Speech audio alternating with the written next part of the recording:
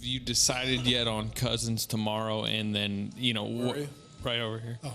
And are you thinking about how you might use him, minute total, that type of thing? Yeah, DeMarcus has done an amazing job coming back from the injury, which we felt at the time was season-ending, and so he's done an incredible job of rebounding, rehabbing, and now here he is.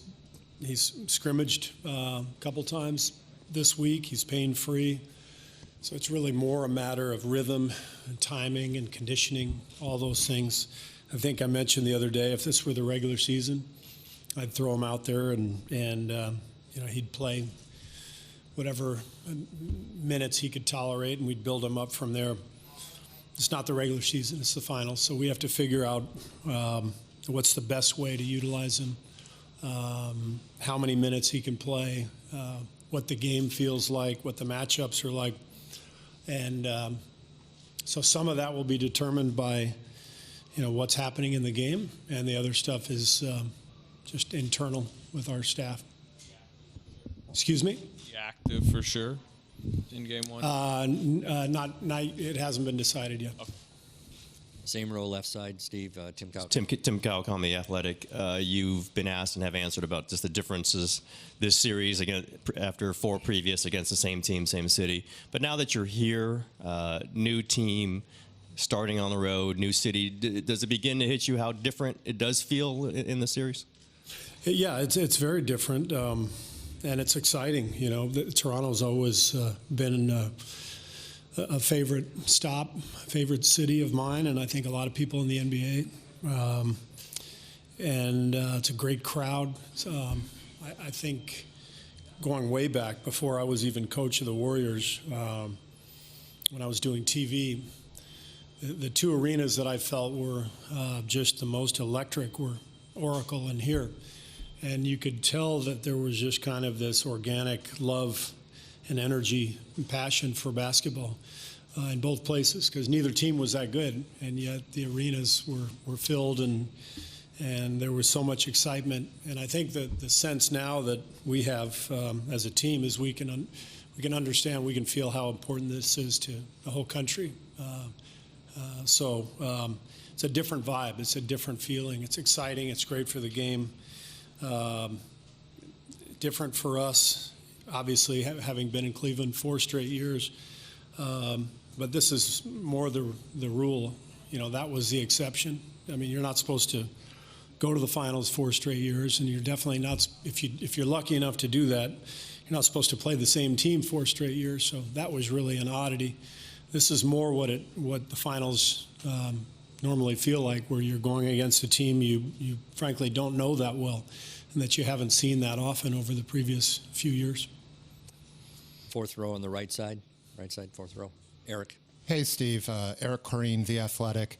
I know it's a few years back. What do you remember about how Kawhi Leonard was performing in that game 1 before he injured himself against you guys? And how is he, based on the video you've seen, how has he grown as somebody you have to, game plan to slow down since then? Well, that was, I believe, 2017. He was having a great game. The Spurs were kicking our butts. They were up 23 points. So they were having their way with us. But in terms of how Kawhi has grown, I don't know. He was Finals MVP in 2014. So 5 years later, he's probably a little bit older and wiser. He's definitely older. I think he's wiser. I think he's seen more. And as you get older in your career, you especially as a great player like he is, you see more and more coverages. You see how different people play you. So he's probably a little more rounded as a player, more aware of how teams are trying to play him. But no matter how you slice it, he's been a superstar in this league, one of the top few players in the game for 5-6 years now. Right side, 6th row back. Steve, Dan Wicke with the Los Angeles Times. This postseason, we've seen Draymond get into incredible shape, and we've also heard him talk about not complaining and stuff like this. Is this a more mature version of him, and how has that played out this postseason? He's been great. on and off the floor. I mean, his leadership has been great. Yes, he lost some weight and got himself in much better condition over the last couple of months. You can just see it, watching the 2 Toronto games on tape that we played. I think one of them he missed, if I'm not mistaken. Maybe he played both. But he's a different guy. He looks different. He's slimmer and sleeker and faster. And I think that confidence has allowed him to be more poised on the floor. When you're playing well and you're feeling good about yourself, it's easier to sort of maintain your emotions. And so I think there was some frustration earlier in the year when he wasn't playing as well. And he's such a passionate, competitive guy that some of those frustrations came out. But this is the best. You're seeing the best of Draymond right now. Great condition, unbelievably high level of play, and very poised. And to me, it all ties together. Final question, the right side in the back, DeMarcus. Steve, Marcus Thompson, The Athletic. In what ways do you see how Kyle Lowry has put his imprint on this team? I know you're going against him. You've seen him over the years. What about this team kind of fits his personality in his game? Well, he's tough. I mean, that's the thing that jumps out at you when you watch Kyle, is he's a leader and he's tough, physically and mentally. And I think he's in a perfect role where he can lead without having to be the best player. He's they have the continuity now of having this team around him, and then you add Kawhi, the superstar, and now I think Kyle can be in the perfect role for himself and for his team, which is point guard, leader, and he can step up and have big games when he has to, but he's not relied on for that scoring night in and night out. And so it seems to me he's really thrived this year with Kawhi next to him. Warriors coach Steve Kerr in a separate room in the arena. Onto the floor with the scrum. DeMarcus Cousins questionable. Will he play? Here he is. His track record speaks for itself. He's the emotional and obviously defensive leader of this team. When he's not on the floor, it's obvious, So well-rounded is how I would put it. How would you compare him to Kawhi? Boy, y'all not playing. They're both great defenders. That's just the best way of putting it. Draymond can guard 1 through the 5, and Kawhi can damn near do the same. So they're both respected in their crafts. So respect due to both. Marcus, is this a series where you think you could particularly help the Warriors because the Raptors do play some, what we consider true big men in the post? I'll come in and do my part. That's my only concern. I'm not really worried about matchups or anything of that nature. At the end of the day, it's about winning the game. So whatever's needed from me, that's what I plan on doing, and I'm gonna just play my part. Marcus, how much do you just want to step on the floor in the finals after all of your time in Sacramento, all of your time trying to get to the playoffs? It'll mean everything to me, and hopefully that happens. So. Have you been able to enjoy this experience? I've enjoyed it. Obviously it would be a lot more enjoyable if I was, on the floor playing. But I'm appreciative of every moment that I go through, good or bad. I try to grow from each moment. It makes me a better person through every moment, and I don't take anything for granted. DeMarcus, what have you had to do?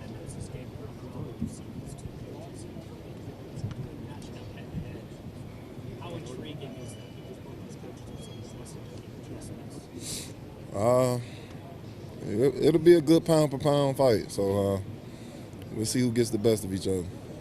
DeMarcus, what have you done to get back on the court? Because it seems like when you had that leg injury, it looked like you were done for the rest of the season. Why is that? Because it looked bad. Work my ass off. That's the best way of putting it. Work my ass off. Do you think that when you made this transition to come to the Warriors, is this the sort of moments that you kind of built up in your mind when you made that decision? Yes, not quite the storyline that that I went through, but yes, yes. And obviously, you now being 4 games away from potentially winning a championship, even though it hasn't been the ideal storyline for you, it's still going to mean something incredible to you, right? Absolutely. Like I said, I don't take any of this for granted. I'm appreciative of every moment. I mean, I'm a witness of how fast it could be taken away from me. So, like I said, none of this is taken for granted for me. You look over there and Eric Moreland's on that squad. he was one of your guys, right? Yeah, and, made it from the bottom, man.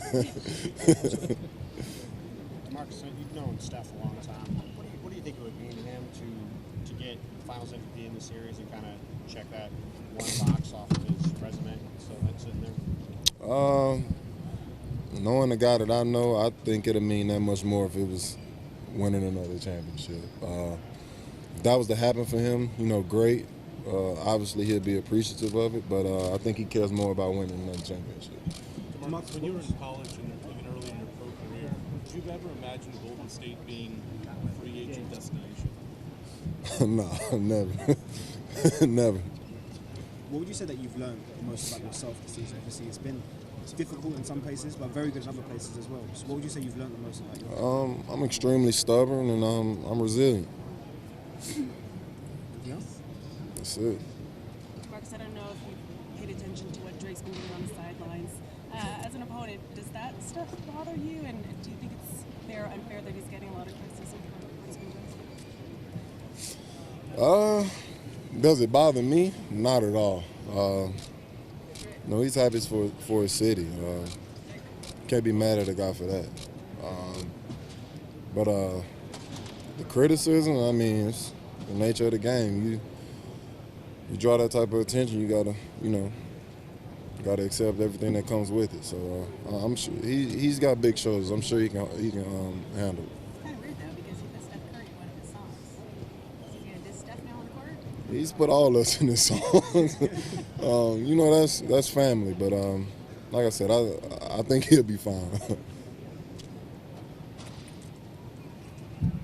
Is there something different about the culture of Golden State that you haven't seen on other teams? You get a locker room full of great talent, which sometimes means great egos, but it's 5 straight trips to the finals, so it doesn't seem to be a problem. That's the thing, is really no egos in the locker room.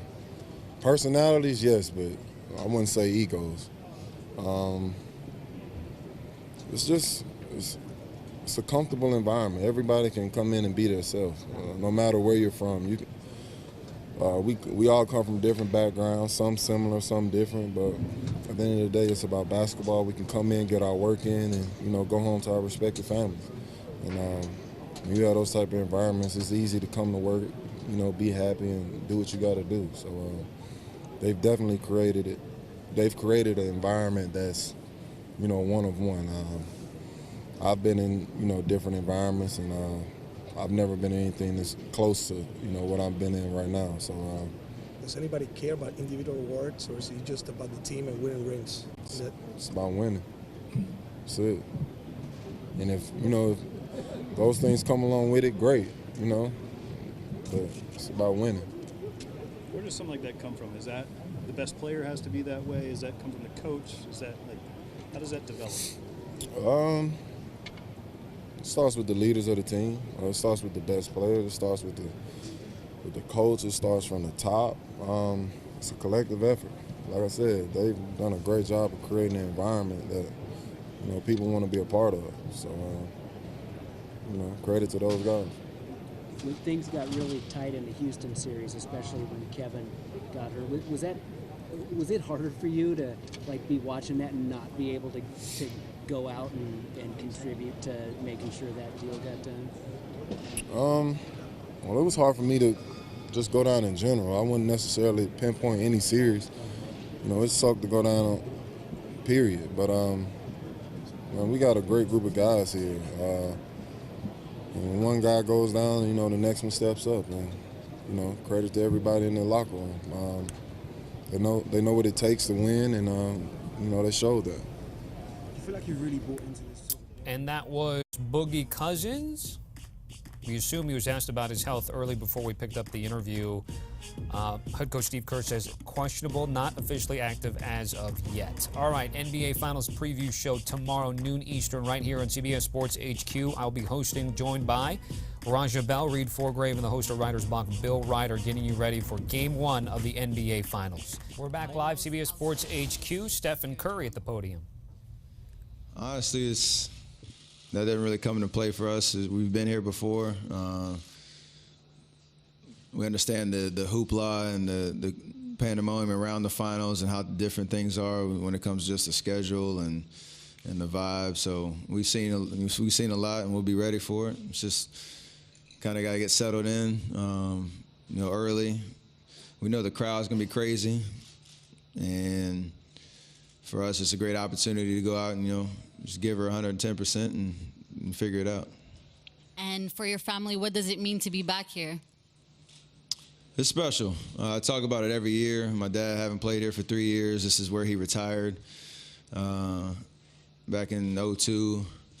I lived here for a couple years, went to school out here. So my wife grew up in Markham, right down the street. So a lot of family history and a lot of, that side of the family still lives here. So I look forward to coming back here every regular season and now to be in the finals. Something I've honestly been looking forward to if they ever, made it. So it's here and going to enjoy it. Right side, fifth row, Tim. Steph, Tim Reynolds with the AP. What is sort of makes Kawhi so maybe more difficult to defend now than he's ever been before? And to that end, what sort of a comfort is it knowing that at any time you guys have an Andre or a Klay or a Draymond who can be in front of him whenever you guys choose to match up however you will? I mean, he's tough. Obviously, he's been playing amazing this whole playoff run and really all season. He's always at his own pace and never seems to get rushed or be in a hurry. He's obviously physically gifted and strong and can get to his spots. But he's become a really good shooter. When he gets even off the dribble, getting to a spot, rising up. And his counters are pretty solid too. You take one thing away from him, he can shift directions, try to get a shoulder by you, and get into the paint.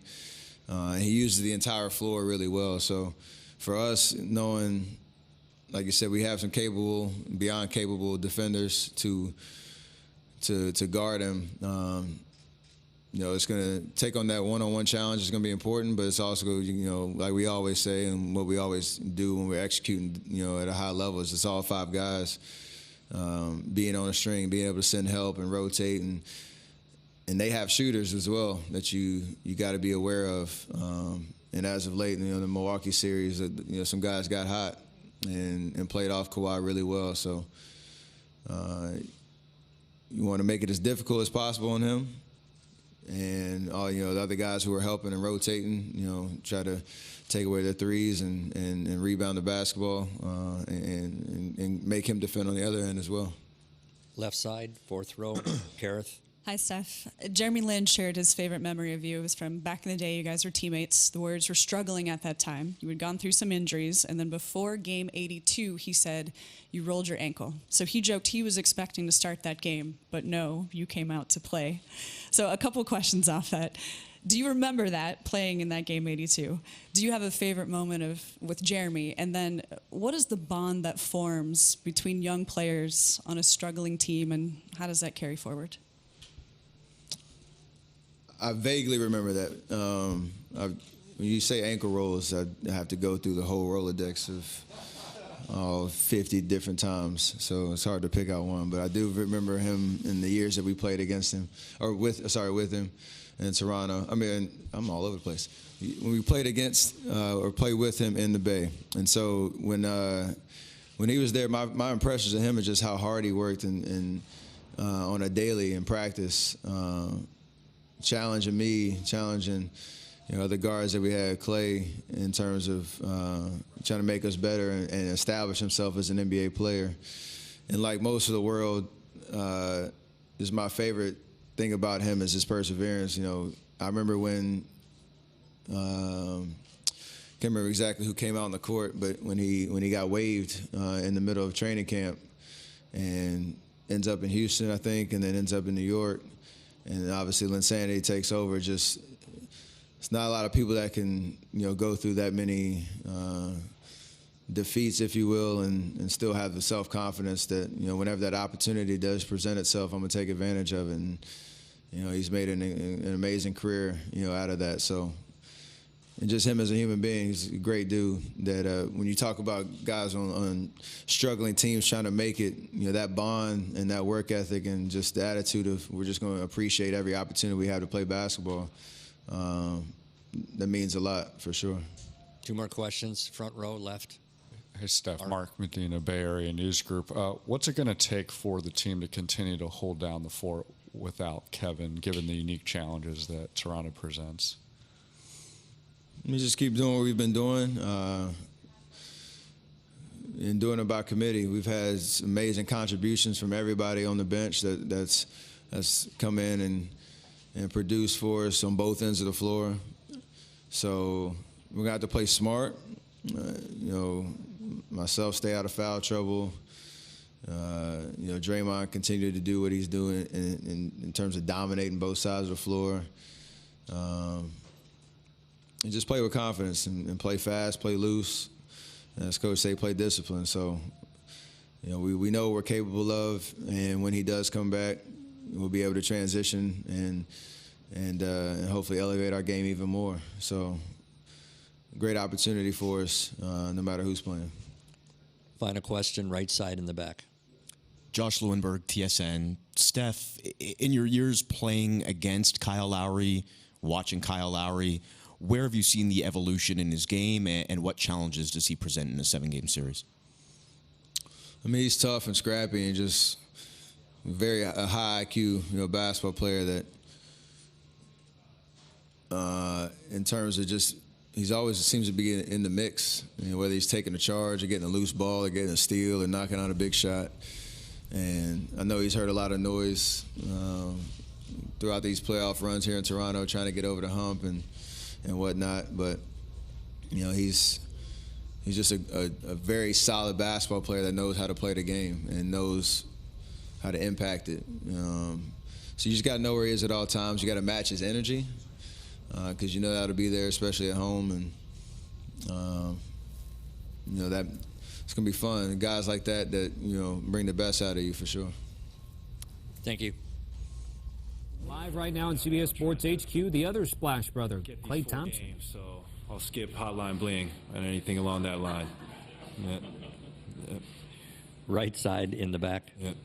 Klay, Jordan Fontaine, Sportsnet. Just talking about legacy in pro sports, the finals appearances, the titles. It's not an easy thing to do it so often. What's the legacy of this team?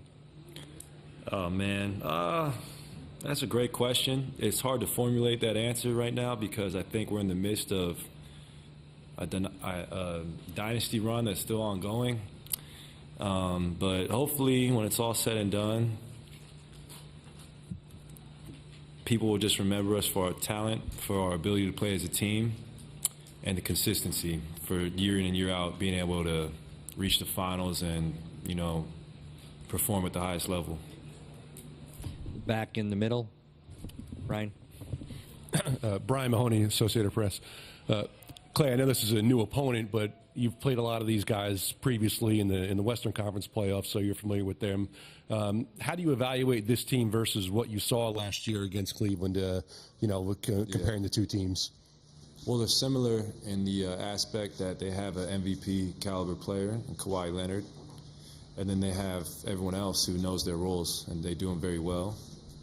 Kyle Lowry's been a staple, obviously, and one of the greatest to ever put a uniform on for this franchise. So you got to give Kyle a ton of credit for, willing this team here, especially when he's heard all the criticism about his game, about his performance in the playoffs. But for him to come back and make it here is amazing, and just to kind of, prove all them wrong.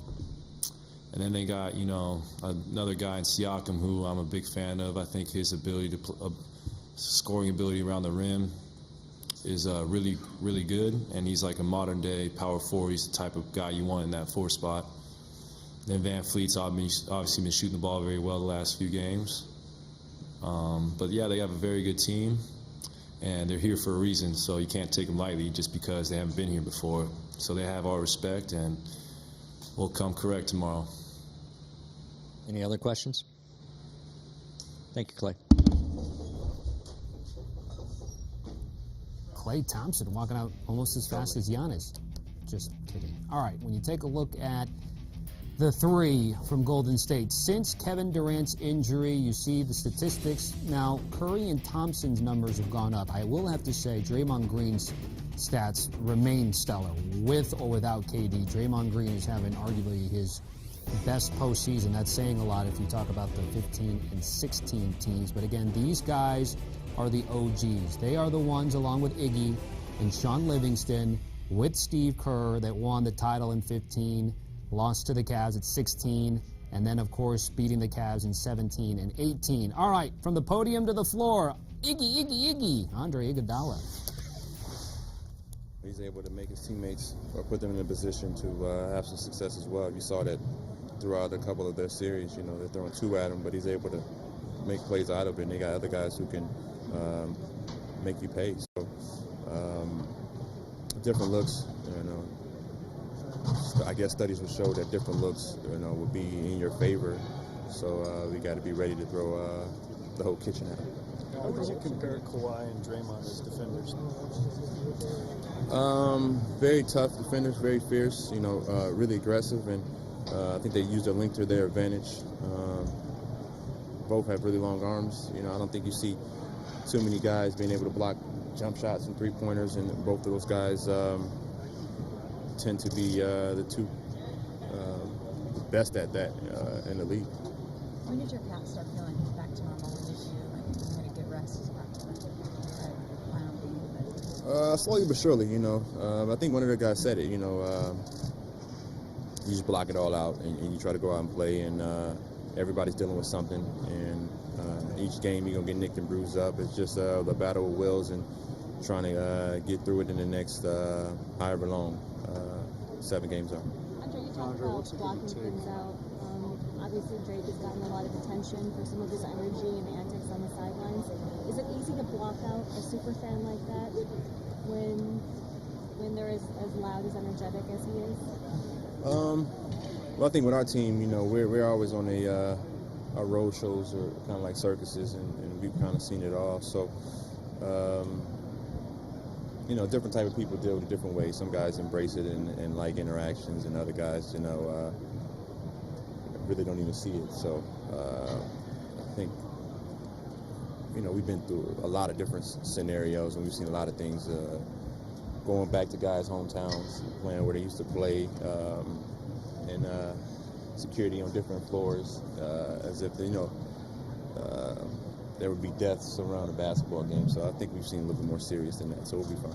Andre, what's it going to take to hold down the fort without Kevin in this series, given the unique challenges that the Raptors have? Yeah, you know, we've been able to get by, but, you know, I think it hasn't been as clear that he's really needed. You know, we were down 17 our last 3 games, and we just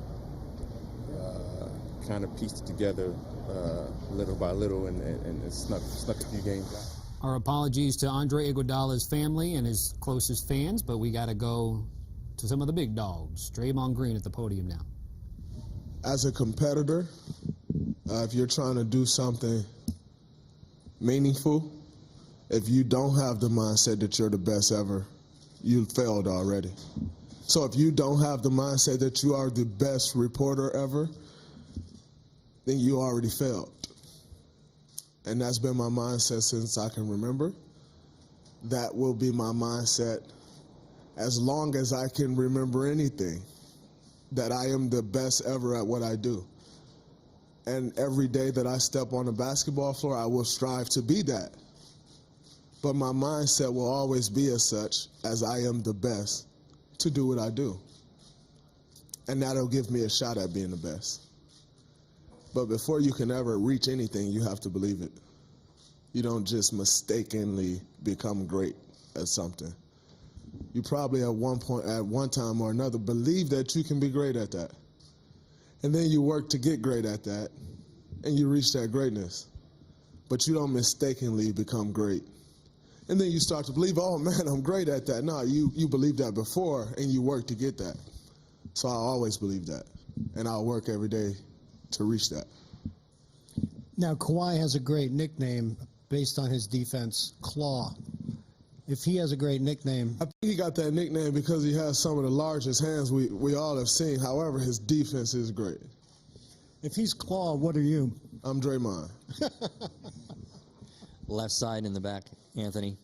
Anthony Sater with The Athletic. What kind of challenge is DeMarcus facing just as an athlete who hasn't played in, 6 weeks or so, and he's probably going to get dropped in this series at the later stages of his rehab and have to kind of survive on the court? A huge challenge. When you talk about DeMarcus, he's someone who's been great in this league for years now. He's probably played basketball, 16 of the last 19 months. So that right there alone is a challenge in itself. Then you start to talk playoff experience, where you and I both know the intensity level is completely different than a regular season game, and he doesn't have much playoff experience. And then you get dropped in the NBA Finals. It's kind of like some kid who grew up in the suburbs going to private school, and then one day you just got dropped in the hood and was told to survive. You gotta figure that out. It's very similar to that. Now, in saying that, if you're that kid that dropped in the hood, what do you revert to? You just revert to what you know. You do whatever it is that you know, you just try to do that to survive. Well, one thing we do know is DeMarcus is a great basketball player. So at that point, then you just go out there and you do what you're great at. And everything else will fall in line. But I think it's also on us. That kid has a much better chance of surviving if he get with the right group of friends in that neighborhood. It's on us as his teammates to help pull him through, to get whatever we can out of him to help make us a better team and do whatever we can to put him in the best position to be successful. Draymond, we'll go to the right side. Dan. Draymond, Dan Weinke with the Los Angeles Times. I'm curious, when you watch Toronto, do you see any of your traits in Kyle Lowry in the way that you guys kind of sell out to win individual possessions? And what's sort of your impression of Kyle Lowry? I mean, Kyle, I got mad respect for Kyle. A friend, first off. We won a gold medal together.